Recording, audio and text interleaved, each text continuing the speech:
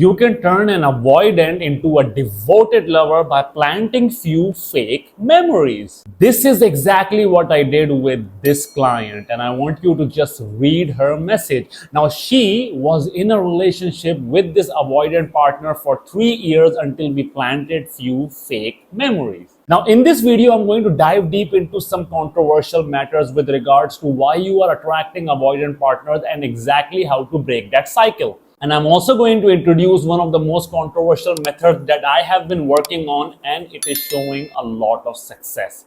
So stay till the end and you will uncover the mysteries of your subconscious mind. Now, the first thing that we need to understand is, even when this client came to me, she was with an avoidant partner, and she told me that she had a lot of push and pull dynamics between them. Now, this is the part where I want you to understand. When I'm listening to people and when they are talking about what's happening in their relationship, I'm just trying to focus on the sort of feelings that their reality is generating inside their subconscious mind, because that is quite revealing. That tells me what their subconscious familiarity is, what kind of emotions are they so familiar with that they keep attracting that into their life. Now, one of the biggest misconceptions that a lot of the people have is, I am with an avoidant partner, or I keep attracting avoidant partner. Because if we were to believe in everyone's claim that they are dating an avoidant, then by that count, this world is filled with avoidant people and we are doomed. But that is not true. A lot of the time when people feel that they are dating or they are in relationship with an avoidant partner, it's actually fear of abandonment. Now, this is where I want you guys to understand. When this client was telling me her story, I immediately identified that her partner isn't avoidant. What's actually happening is, between the ages of 1 to 9, she had a massive father wound that made her develop this fear of abandonment. Now, I want you guys to pay close attention to this. You need to understand nature versus nurture. Two things will happen in your life as a result of having fear of abandonment. Either you would be naturally attracted to people who are avoidant, who are not as many as you guys think there are.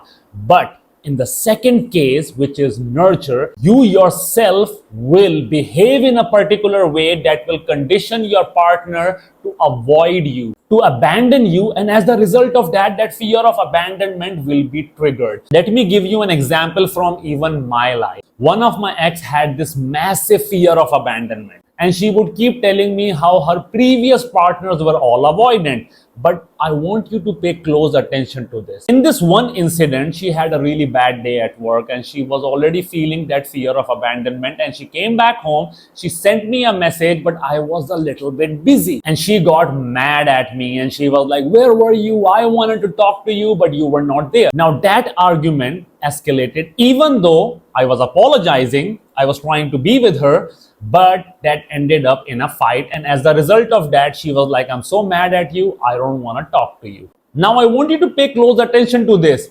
Did she herself manifest her fear of abandonment by her behavior? She created the situation where she felt abandoned.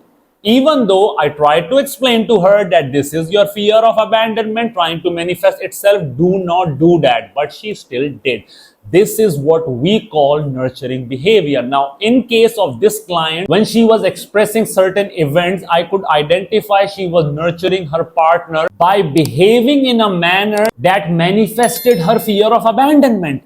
Now, we also need to understand something really important. When I enrolled her into my program and we went inside her subconscious mind, we healed her father wound and her mother wound. Her relationship pattern was broken and she was free from that relationship pattern. Now, she didn't need that kind of attention from her partner or validation from her partner. But she still loved this guy and she wanted to have this guy in her life. Now, this is where I want to introduce you guys to my most controversial method of manifesting.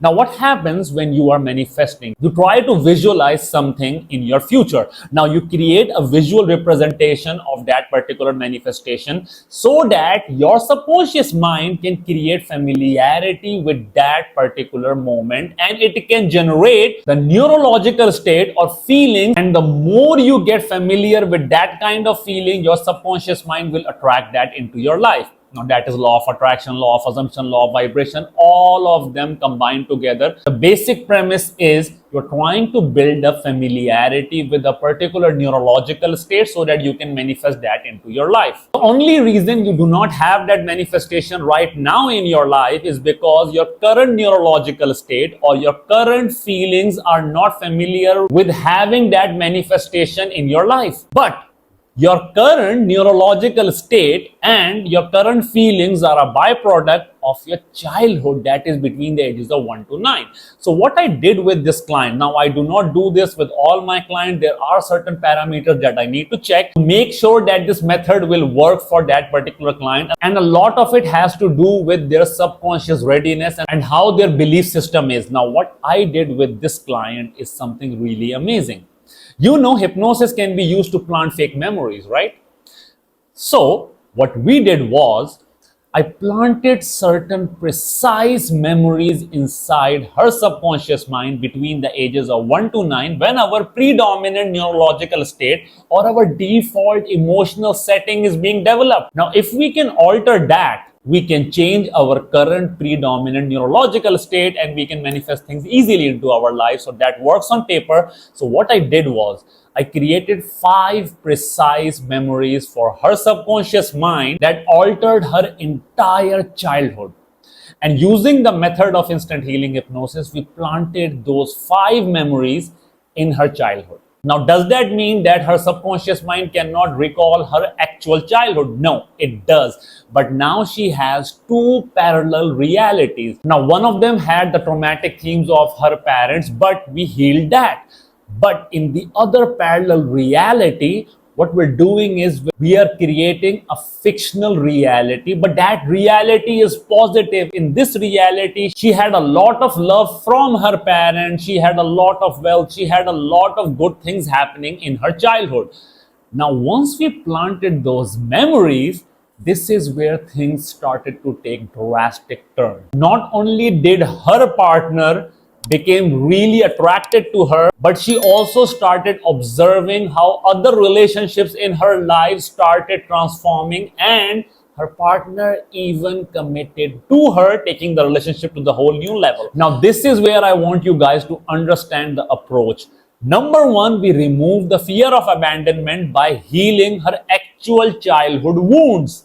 Number 2, we planted fake memories inside her subconscious mind in her childhood. Rather than visualizing something in the future to build up subconscious familiarity, we made an entire parallel reality in her childhood where the subconscious mind actually forms subconscious familiarity. So that makes manifestation faster than anything. And I've been using this technique on myself and I have found some tremendous results. Now, some of the key takeaways I want you guys to understand from this case and from the information that I have shared in this video is, number 1 is, if you want to change your relationship pattern and make sure that your relationship become harmonious, you need to heal your childhood wounds. There is a higher probability of you nurturing your partner into becoming avoidant rather than being naturally attracted to an avoidant partner. That is based upon my own experience of dealing with different clients. A lot of you are nurturing your partners. So once you heal your father wound and your mother wound, you would no longer be nurturing your partner.